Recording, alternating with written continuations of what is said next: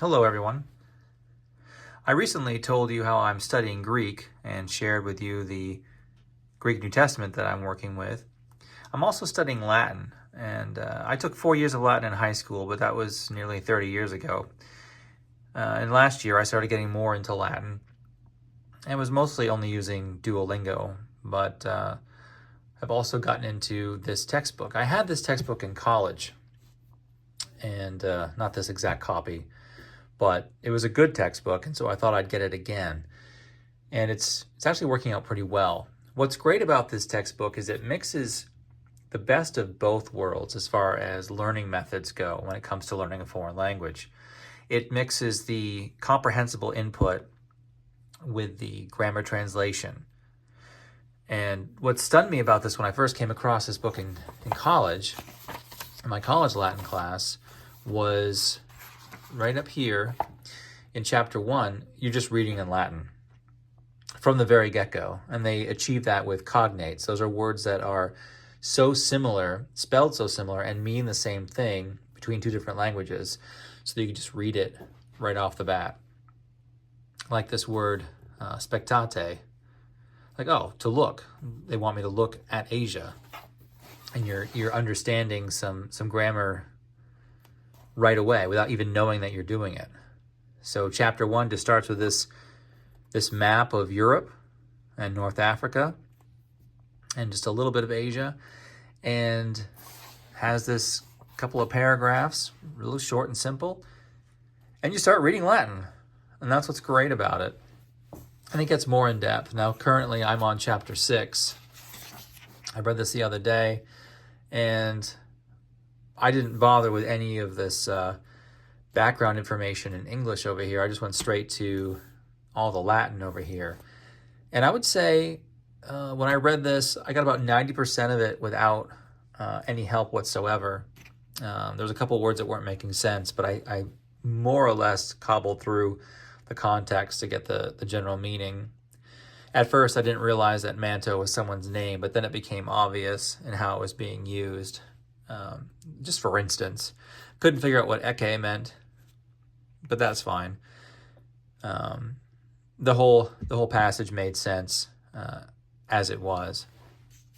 And then what's great is they have vocabulary. The vocabulary comes after it's introduced here, so you try to see if you can get it from context first, and then they give you the vocabulary, and then they go over some of the grammar that you need to learn, you need to memorize. And one of them you do have to learn from brute force memorization is the paradigms of endings. And nouns and adjectives all have certain endings, and so do verbs. And verbs change form depending on how they're being used. And you do have to memorize that. That is something that you really have to kind of bash through, unfortunately. But it's worth it. It's worth the effort. And I went through, and I'm actually working on this section 5 in the exercises. You have to translate into Latin. That's a little trickier than going from Latin to English.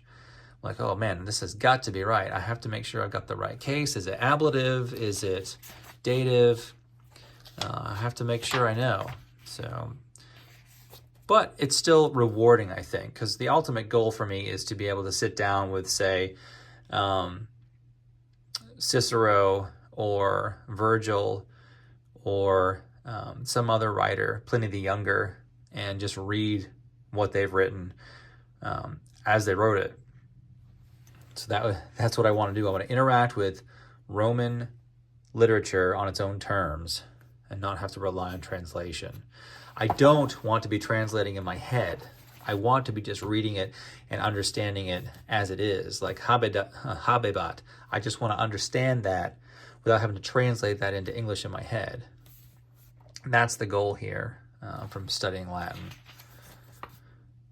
And I think this is a good book to do it with. I've seen other reviews of this book that are not too kind about it, because I think what's more popular is the only comprehensible input method through something like,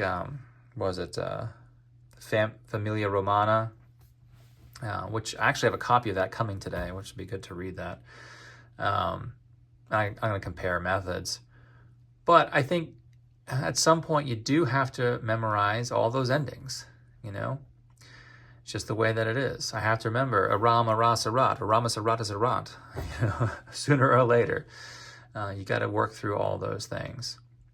And I think this might be a good tool for that. I also have Wheelock's Latin at home, which is a real good book as well, and I'm enjoying that. That's a good read as well. Well, that's just a quick update and a look at this book. If you're looking into studying Latin, or if you've had Latin and you want to get back into it, you might want to consider Latin via Ovid.